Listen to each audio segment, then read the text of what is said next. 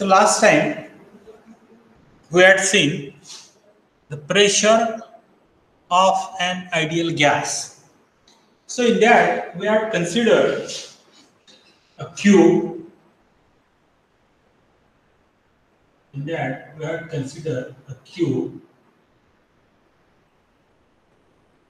and this is z-axis, this has an x-axis, and this is the y-axis. Okay, and here this is a figure, shadow face, and toward this face a particle is moving. So this is at P. Okay. So last time we had seen what we had seen, the pressure. When a gas is enclosed in a cube, what happened? When a gas is enclosed in a cube, in that case, what happened? The particles are moving in all possible directions. The molecules of the gas are moving in all possible directions, and because of that, they exert the pressure on the walls of the container. Means as the particles are or as the molecules are moving randomly in all possible directions, during this what happened? They strike or they hit these faces, this face. Okay. So actually total for a cube there are 6 faces, and all molecules are colliding with all the 6 faces. Now we are considering, for our convenience, we are considering only this face S. And to this face S, the particle is moving. Okay, to this face S, the particle which is present at P is moving toward this face with a velocity, say Vx. Okay, with the velocity, say Vx. Because there are 3 components of velocity. One is in the direction of x-axis, the another one is in the direction of z-axis, the another one is in the direction of y-axis. Means here there are 3 components of velocity. In the 3 directions of 3 axes. Now for our simplicity, we are considering only one direction, that is the particle which is moving towards the direction of x-axis, means it hits this plane and S. Okay. So in that case, we had obtained the last equation, the force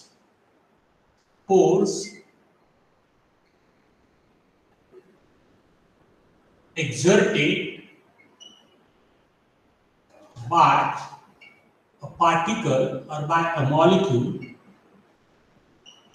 on face S is equal to that we had obtained last time, which is given by mv1 square mvx square upon n. So this is the equation which we had obtained last time. This is general equation. As far as we are considering only a single particle which is present at P and it is moving towards the face S, so it will exert a force equal to m into Vx square upon n. Actually, this is the rate of change of momentum. Force is nothing but the rate of change of momentum. Initially, we have calculated the momentum, then we have find out the rate, and that rate is equivalent to the force F. Okay, force exerted by a molecule on the face S is given by mvx square upon n. Now, surface. This is on surface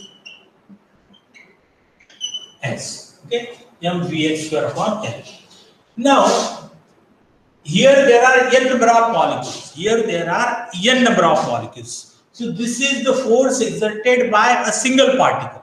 Suppose, and therefore I will write it as Vx1.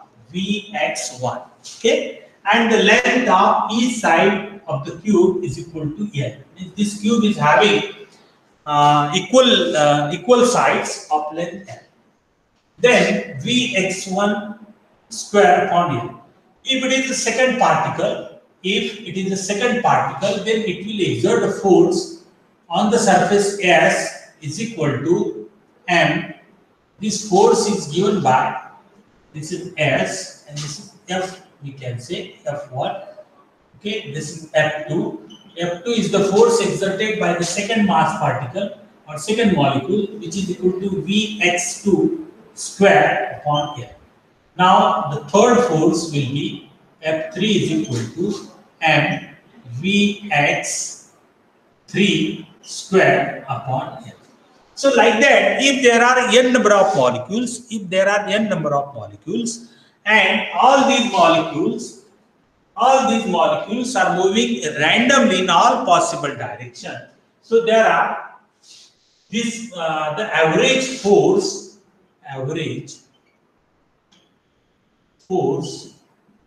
is equal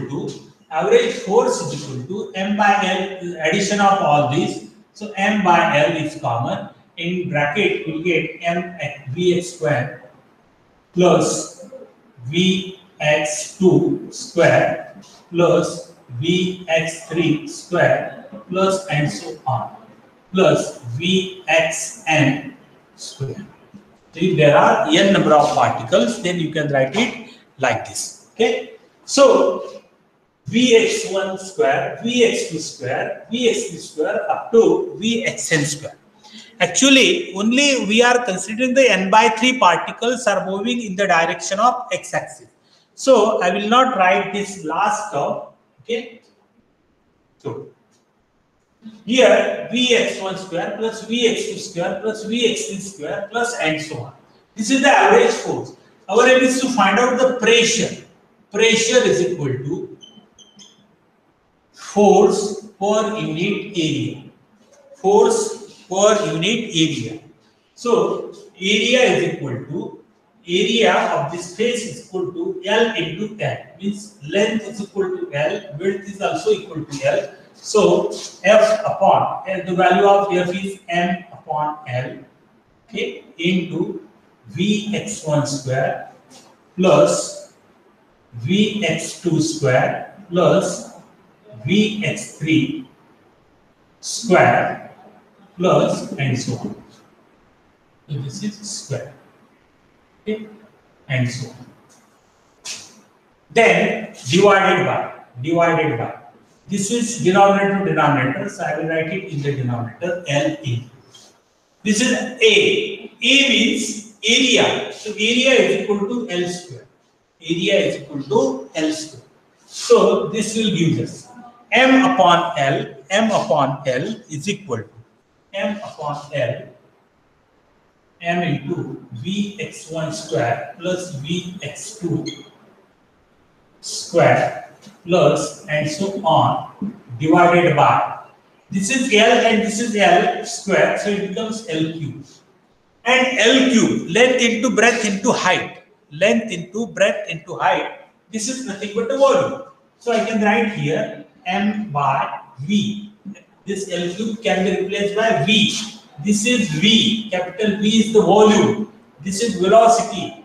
These are all small letters. Okay. These are all small letters. Okay. To avoid the confusion, velocity is denoted by small v, whereas this volume is denoted by capital V. Okay. So m by V in bracket, it is Vx1 square plus Vx2 square plus and so on up to V, okay, plus and so on. Okay. So here Vx1 square plus Vx2 square. So these are the velocities of the molecules which are moving towards the positive direction of x-axis and which are colliding with the surface S. Okay. So our aim is to find out this. We can replace this bracket. By using one equation. And what is that? Square. Mean square velocity. We will calculate the mean square velocity. So mean square velocity. Mean square velocity is equal to V bar square Vx bar square. Suppose this is a mean square velocity Vx bar square, this is equal to, it is equal to Vx1 square plus Vx2 square plus Vx3 square plus and so on, divided by capital N. Divided by capital N, as there are n number of molecules, so this is the mean square velocity. This is the mean square velocity of the particle which are moving towards the positive direction of x-axis and which are colliding with the surface S. So if you take the cross multiplication, then what you will get? N into Vx bar square is equal to Vx1 square plus Vx2 square plus and so on, Vx3 square. Okay, means this bracket can be replaced by n into mean square velocity. Mean square velocity. So this equation, it takes the form as, if you replace this value here, then this is equal to, pressure is equal to pressure P is equal to, if you replace this term, small m into this capital N into mean square velocity, okay, divided by this V volume, keep it as it is. Okay, so here N into Vx bar square upon N. But actually here we have considered three axes. Means 1/3 of molecules are moving towards the positive direction of x-axis. 1/3 of the molecules are moving towards the z-axis, and 1/3 of the molecules are moving towards the y-axis. Means this there are n number of molecules, and out of this n number of molecules, 1/3 of the molecules are moving towards the direction of each axis, means x-axis, y-axis and z-axis. Hence we can find out this n. So this is actually n by 3. Okay, so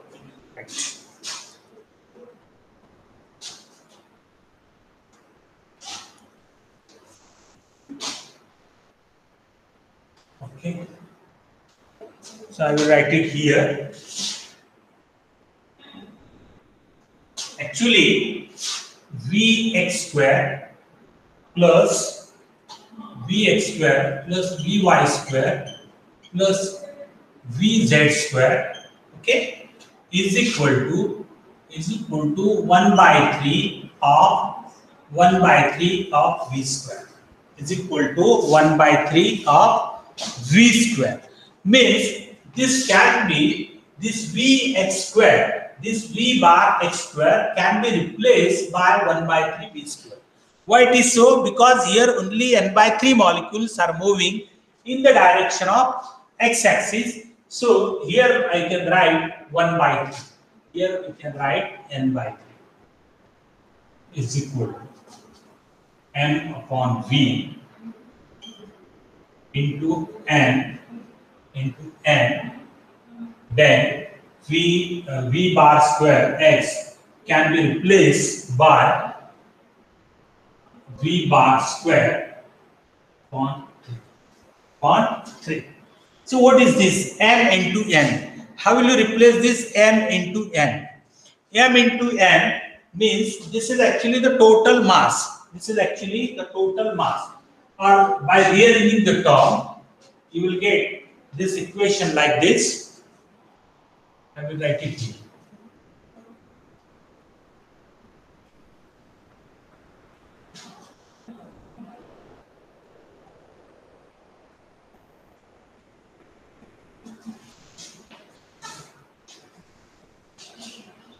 P is equal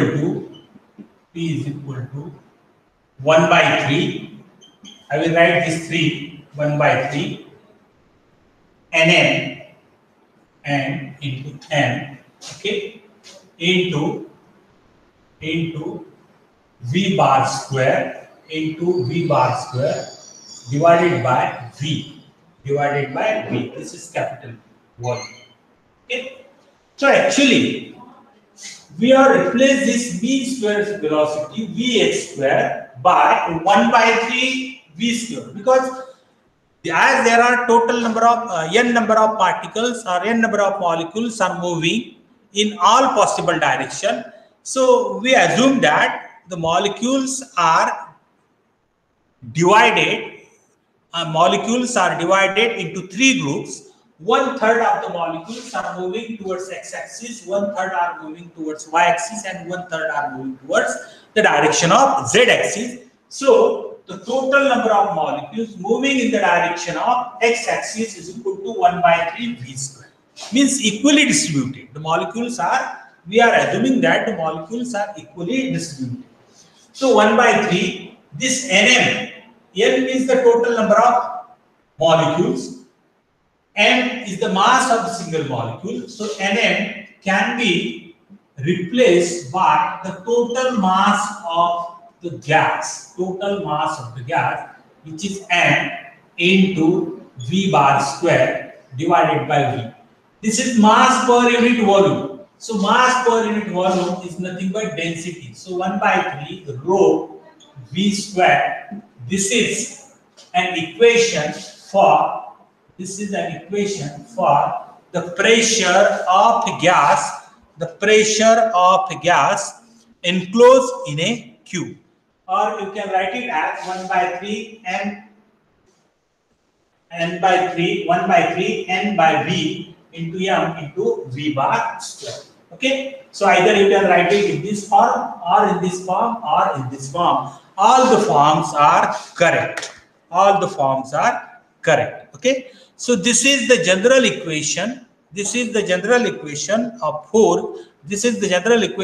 pressure of the pressure exerted by the gas molecule inside the container. Okay, so when a gas is enclosed in a cube, so molecules are moving in all possible directions, and because of that they collide with the faces of the cube internally, and that creates a pressure, and that pressure, it can be calculated by using this equation. So here we have considered that the molecules, even though the molecules are in very large number, it is of the order of 10 raised to 23 number of molecules. So this is a huge number of molecules enclosed in a gas, still enclosed in a container. Still you will find that this equation is correct. Because here we are considering that the intermolecular collisions are neglected. But even though if you consider the intermolecular collisions, this equation, it can be satisfied. Now we'll see root mean square velocity.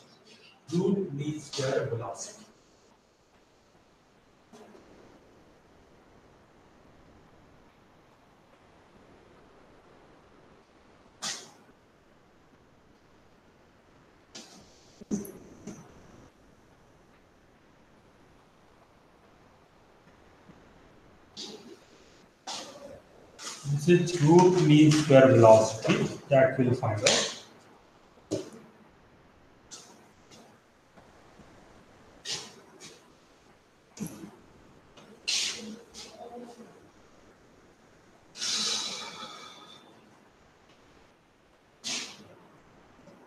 Root mean square velocity.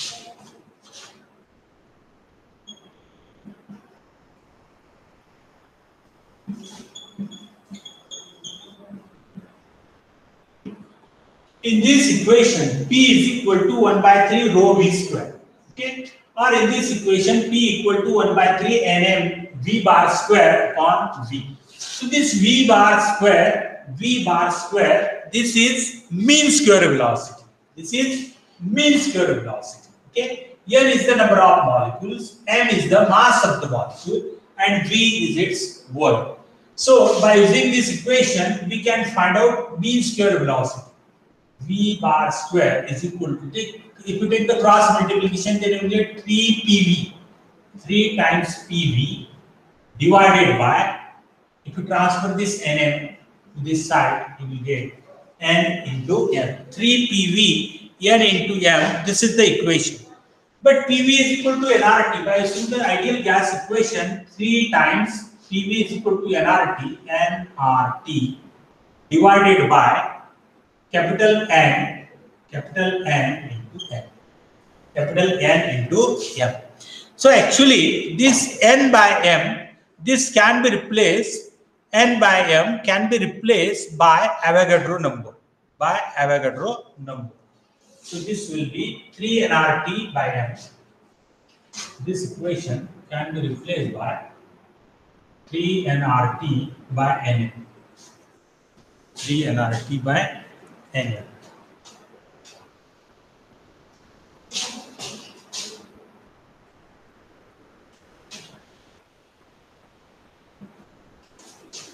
N is equal to what? This is N is the number of molecules. N is the number of molecules. Okay, number of moles. Actually, N is the number of moles, and this number of moles in a gas is equal to N. N means total number of molecules. Total number of molecules divided by N suffix A, where N suffix A is the Avogadro's number. N suffix A is the Avogadro number. Avogadro number means the number of molecules in a 1 mole of a gas. The number of molecules contained in a 1 mole of a gas, that is nothing but Na. N means total number of molecules, and small n means number of moles of a gas. So this small n can be replaced by capital N RT divided by this Na, keep it as it is, okay, into N into N.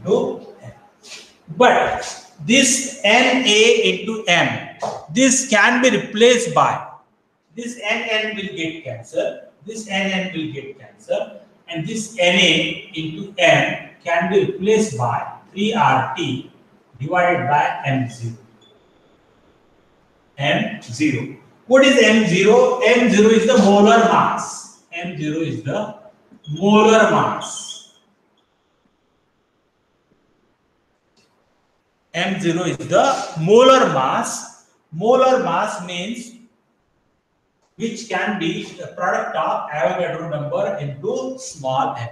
Okay, means molar mass means mass of 1 mole of a gas. Molar mass means mass of 1 mole of a gas, and this is can be equal to Na into M. So to get 3RT by M0, if you take the square root on both sides, then you will get V bar square, okay, square root of mean square velocity. This is equal to 3RT by M0. So this is an equation. For root mean square velocity. 3RT by M0, where R is the universal constant, T is the temperature, M0 is the molar mass. Okay, so this is an equation for root mean square velocity. Now, actually, in sound waves, you might have studied an equation which is given by V is equal